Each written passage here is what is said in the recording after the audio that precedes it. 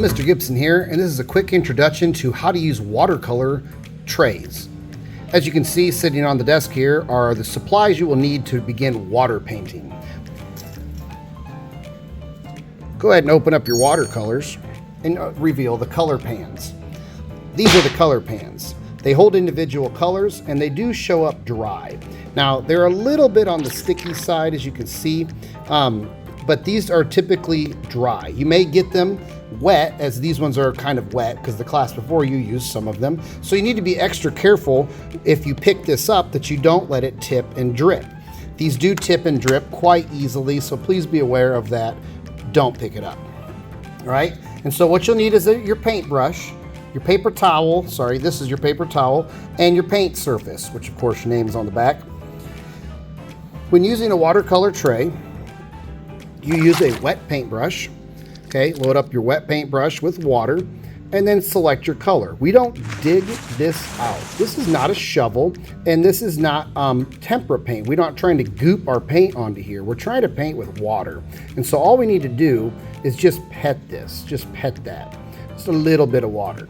Okay, now I have a wet brush with some blue in it and now I can begin painting. Okay, just like that. Good. Now when my brush is dried out, and I want to change colors, I will need to swish and swirl that in the water cup without tapping that. Don't tap this on the edge. That will cause water droplets to go everywhere, like that, and they get on your neighbor, and they don't like that. Okay. Now I can test to see if my paintbrush is clean, and sure enough, there's no more blue in here, so I can change to a new color. I'll need to get it a little wet again. I want to use some green now, so I'm just going to gently. Just kind of could roll this back and forth. I can kind of pet this, but I will never dig, never dig. And now I come over here and keep painting. All right. Now, what if I want to mix some colors? Well, clean out your brush. And that is what the lid of this is for. As you can see in here, when I pick this up, I hold it nice and flat. But there is some open areas with these little kind of divider walls. Well, this lid up here is actually a mixing tray too. So if I need to create, let's say, a blue-green color, I'll take a little bit of blue, just kind of dab it in there, and I put a little bit here. At this point, I can then grab some water and add to this, making a bigger puddle of blue. Now I can use this like a nice little wash if I'm trying to paint my sky in or something. I need a lot of paint. I can use it like that. But if I want to add green, I gotta clean my brush out first. So clean that brush out, make sure it is clean, check it on your paper towel. Now I can get that green out of here. And then up here on the mixing lid, I can then create that blue-green color I'm looking for, okay? And if I see, it's maybe too much green, I can go through here and do the same process again, drying my paintbrush, getting a little blue, and adding to that.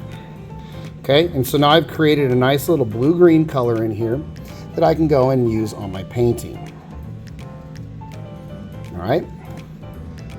Now, you made that mess.